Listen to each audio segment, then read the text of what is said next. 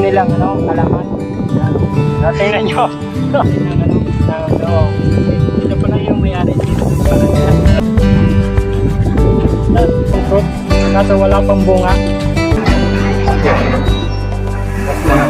Ano pong tawag dito? Ano? Parang madali na siya mahinog. Lalaki lalaki yan. Ang dato, binigyan na yun. Yung pinakatinapay ng mga magsasaka. Imbis na po ito po sa Bicol, Bitchuelas ang tawag. So, sa mga kalat, Bitchuelas.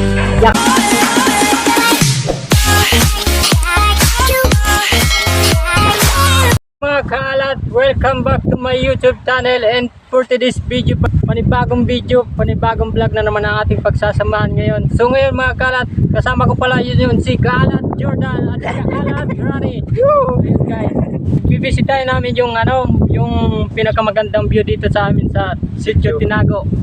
Tara, punta na natin. Let's go. So yun guys, nandiyan pala dito ng tanawin mga kalat tingnan nyo.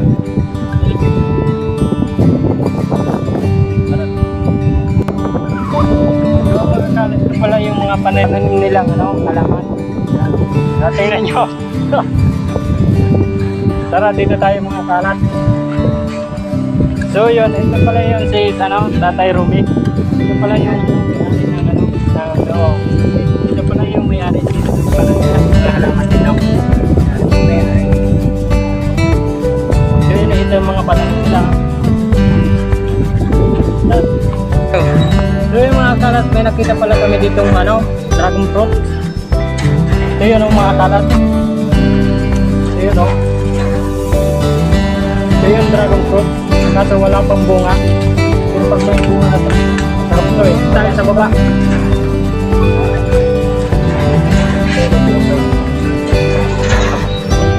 Mga kalat, samahan niyo kami ni Nagarumi at ipapakita niya yung mga taniman dito sa baba.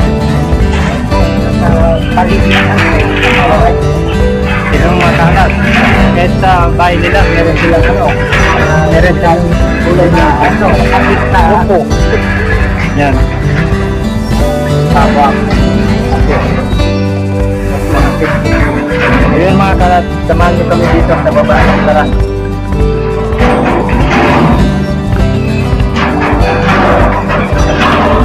So yan mga kalat, may nakita kami dito yung parang wind ng tubig yan Ano pong tawag dito? Wind water pump. Wind water na nyo yung water lemon ang daming doon na mga pananim dito. So yung mga kalat, dito na tayo sa baba. So yun, marami pala ditong may mga bunga na tulad ng guyabano. Ayan. Dito pala yung guyabano dito. Parang madali na siya mahinog. Dali na. At ito pa mga kalat dito. Dito tayo sa para yung bunga ng bayabas. So, ang lalaki lalaki yan. Umabot yan ng mahigit sa kilo mga white. Umabot daw ito ng mahigit 1 kilo. Ang isang piraso. Mga kalat, dito na tayo. Ito na pala yung farm niyang taniman ng mga gulay. So, dito na tayo sa gulay ko. Ito yung gulay ng talong. Ang ginagamit ko dito abono yung vermicast. Ginagamit pala ni tatay dito yung vermicast na abono. Tapos gumagawa ako ng liquid fermented plants yun. Mga galing din sa halaman yung ginagamit ko. Tulad ng talbos ng kamote, kangkong, banana suckers, bamboo shoots, yung mga fast growing plants, yun ang ginagawa ko. Hinahaluan ng ulan. Tulad yan mga kalat ganyan yan. Ganyan. Imbis na doon dumapok sa mga halaman, yan na sila dumadapok. Kasi paborito ng mga insekto yung mga dilaw na kulay ng bulak. Mahilig sila dumapok daw. So nakokontrol yung peste doon sa mga halaman na pinapilin. So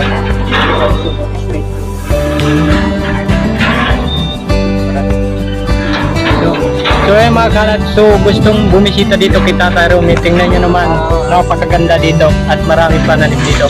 Napunta kayo dito para Sabi ni Tata Romy, pumunta lang daw po kayo dito sa bisitahin lang po nyo si Tata Romy.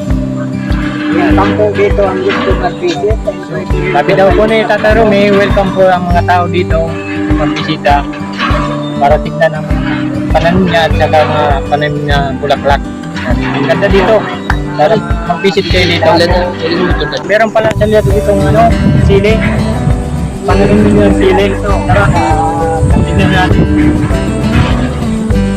So yun mga kalat daming bunga ng sili Yan ang pupula pa Dati, binitas ko na yun. Maganda dito daming pananim Dito, ako yung sa makakakita kayo ng mga magagandang klase ng halaman na Mga kalat. mamaya. Kita nila yung ginagawa. Pagkakalit. Kapag mga yung kangkungan nila. Yan. Yan. Napapaligiran ng mga halaman ng Kahit saan ka tumingin dito, napaganda talaga. sa gitna ng bahay. Yan. Kasi ang bahay nila nasa gitna ng Pag masipag bundok. ka, walang gutom. Oo, Kahit na tama. nasa bukid lang tayo nakatira. So, yun nga lang, medyo matrabaho. Pero okay naman. Kasi yung mga pagkain halos nandito na lahat. So yung mga kalat huwag niyong kalimutan bisitahin si Tatay Romy at saka kontakin niyo na lang kung bibisitahin niyo si Tatay Romy. Ang pangalan ng farm ko is Ay. Rintam Nature Rice Farm. So yun, ang pangalan daw ni Tatay Romy ng farm niya ay Rintam Nature Rice Rintam Farm. Natural Rice Farm. Rice Farm. So yung mga kalat, ito pala yung nila, yung kamuting kahoy. Ito yung pinakatinapay ng mga magsasaka. Imbis na bumili ka ng tinapay, ito na lang yung magiging merienda o snack. At yung mga kalat, pag wala kang mabibiling tinapay sa tindahan, ito yung Ito lang ang ginagawa pinakatinapay. Pwede ito. almusal. Marami rin itong proseso rin ito. Pwedeng gawing suman, gawing bibingka, o yung tinatawag na binatan, binupak, sa bacon. Mga kalat huwag niyong kalimutan bisitahin si Tatay Romy. Bisita kayo dito. Ma-enjoy kayong lahat and may matutunan pa kayo kung magtatanong kayo sa akin kung ano yung mga ginagawa ko tungkol sa pagsasaka. Kasi dito halos wala ka nang hanapin. Prutas, mga gulay, palay, o monograph. Dito na dito. Dito na lahat mga kalat. Pasok tayo dito sa loob ng greenhouse.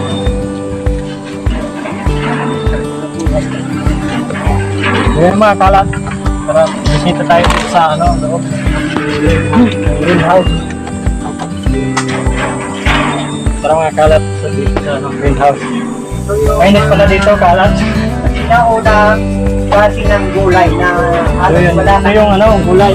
wala ka nang makikita nito sa paligid. Anong gulay po ito? Ito po sa Bicol, Bichuelas ang tawag dito. Sa yung mga kalat, bitwilas. Yakben po ito sa English ang tawag dito. Sarap Ito yung gulay dito. gataan. Yung gulay ito ginagayat na para matanis. So, ito pinatanim sa akin ng ETI para sa seed production. Kasi pawala na itong klaseng gulay na to, so kailangan ibalik ito ng mga traditional variety, so mga sinaunang klase ng gulay. Pero hanggang ngayon meron pa ako ito. Tingnan mo naman mga kalat ito. Gulay ito, halos isang bit ang haba. Ay, narapasan ko na to, marami na akong pinitas dito. Kaya nito, pwede na to, ito pwede na pitasin. Pinog na to. Pinapadami ko to kasi Yung mga kalat, ganito daw sabi ni Tatay Romy, pwede na hindi itong na i-harvest kasi hinog na yan. Kasi Ang, hinog na daw ang pag-harvest kasi ng mga kukunan ng bindi, Huwag mo masyadong pahilugin. Oo, Itasin mo na habang medyo manibalang pa lang siya. So yung mga kalat, ganyan daw pag-harvest. Hindi pa masyadong hinog. Hindi pa masyadong Ganitong kulay, okay na to. Pwede na Ganito daw yung mga kalat. Okay na daw itong mga kalat. Pwede na to. Itasin. Kulay niya na daw. Pag yelo na yung dahon, ay yung balat niya, pwede na to. Ito. Harvest na to. Kasi hinog na to. Yan. Malaki oh. Yung naman. Ito. Halos mahaba pa sa kamay kong daliri. Yan, hinog na to. Gaya nito, pwede na gawing binhi ito. So, ang paggawa nito, proseso, kung kukunan mo ng binhi, huwag mo munang i-direct sa sunlight. Kailangan, tanggalin mo yung buto, i-air dry mo na 2 to 3 days. And after na ma-air dry mo, ang gawin mo naman,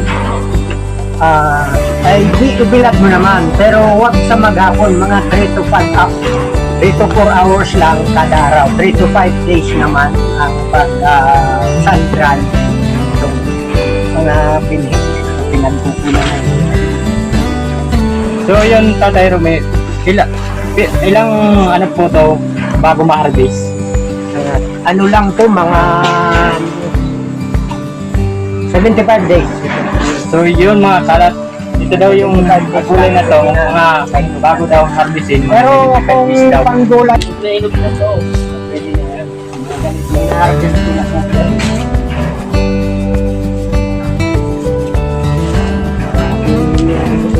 Binhi, huwag naman masyadong hinog na hinog ng pagkita. So yun, Tatay Rome, maraming salamat po dito sa farm nyo, sa pagbisita namin dito. At saka, yun, may ano ka pa, na ano, may pigs ka po dito sa ano, farm. Ay, ano ako, ano ko, digital creator ako. Mga dalawa kasi yung mayroon akong release learning site ko. So yun mga kalat, kung gusto nyo bisitahin sa Facebook page, ang Search na pangalan lang nyo yung search pangalan po ninyo. May mga po. Rome mga po, Elise Learning Site. Kaya, Great Farm Nature Rice Farm. So yung mga kalat, bisitahin nyo na lang po. Pagbisita nyo dahil Maraming salamat. sana may natutunan kayo dito sa ating tanim. So yan mga kalat, huwag niyong kalimutan bisitahin Tatay Rome kung gusto niyong pumunta dito. Kayo dito Anytime po, at welcome po kayo. sinisiguro ko mag-enjoy kayong lahat. Kung sino yung gustong mamasyal at bisitahin ang aking lugar, ang Green Thumb Nature Rice Farm. Oh, yan. Pero hindi lang naman po sa rice ako nakapokus. Multiple cropping po ako. Lahat na klaseng pananim meron ako. Mga prutas, dragon fruit, guyabano, bayabas, peña, avocado, mangga, kalamansi. So halos nandito na. Wala na lang So, yung mga dito. kalat, nandito na lahat. Huwag na kayong maglalayo kung saan saan. Kung gusto mong bumisita dito, welcome po kayo dito sa aming Tatay Rome. Makita mga gandang Ganyan. mga halaman o matutunan kayo. Bisitahin nyo po ang aking lugar, ang Green Thumb Nature Rice Farm. Farm location ko is Purok 6, Purok 6. Sinago, Sinago, San Rafael, San Rafael. Pilar, Sorsogon. Yan. So thank you very much sa mga kabataan na nagbisita dito sa lugar ko. Walang ano. Tatay Rome. Salamat ako sa inyo na sana nag-enjoy kayo sa pag-ikot-ikot dito sa ating munting paraiso. Salamat. Maraming salamat. So yung mga kalat, hanggang dito na lang po ang aming video. Kung hindi pa kayo nakasubscribe and like and share, pindutin nyo na rin ang notification bell para update kayo sa aking mga video. So yan mga guys, hanggang dito na lang.